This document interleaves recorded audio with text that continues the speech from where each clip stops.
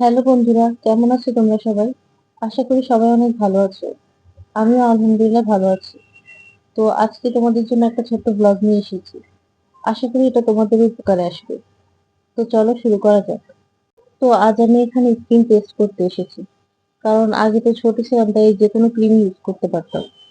আসলে বড় হওয়ার সাথে সাথে স্কিনে বিভিন্ন রকমের প্রবলেম দেখা দেয়।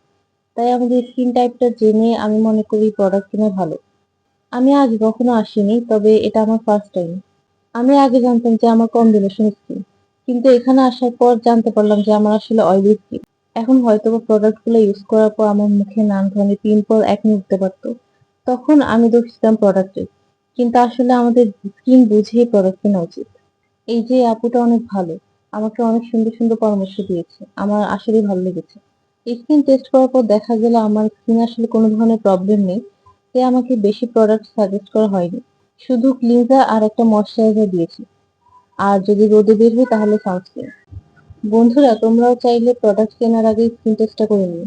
নামি দামি ব্র্যান্ডগুলোরও এখন অনেক নকল বের হয়েছে বাজারে। তাই আমাদের স্কিনের জন্য প্রোডাক্ট কিনতে হলে অনেক দেখে শুনে কিনতে হবে। তাই আমার মতে ডার্মাটোলজিস্ট সাজেস্ট প্রোডাক্টগুলোই কেনা ভালো। ভিডিওর এই পর্যন্ত যদি কেউ থেকে থাকো আর আমার ভিডিওটা যদি তোমাদের কাছে ভালো লাগে তাহলে অবশ্যই একটা লাইক আর কমেন্ট করে যাবে। আর যদি নতুন হয়ে থাকো তাহলে সাবস্ক্রাইব করে পাশেই থাকবে। তোমাদের একটা লাইক আর কমেন্ট আমাকে নতুন নতুন ভিডিও বানাতে উৎসাহিত করবে।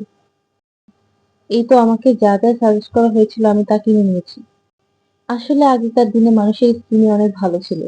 ওনারা কিছু ইউজ না করলেও তাদের স্কিন আমাদের তুলনায় অনেক ভালো ছিল। আমার মাকে যখন আমি জিজ্ঞেস করি তখন তিনিও বলেন যে তিনি সেসময় কিছু ইউজ করতেন না। পরিবারের জন্য শুধু যে একটা ক্রিম থাকতো সেটাই সবাই ইউজ করতো। আসলে ওই সময়কার মানুষ তো সব টাটকা আর ভেজাল মুক্ত খাবার খেত। আর এখন আমরা যাই খাই সব তো ভেজাল। তাই আমাদের স্কিন এত সেনসিটিভ।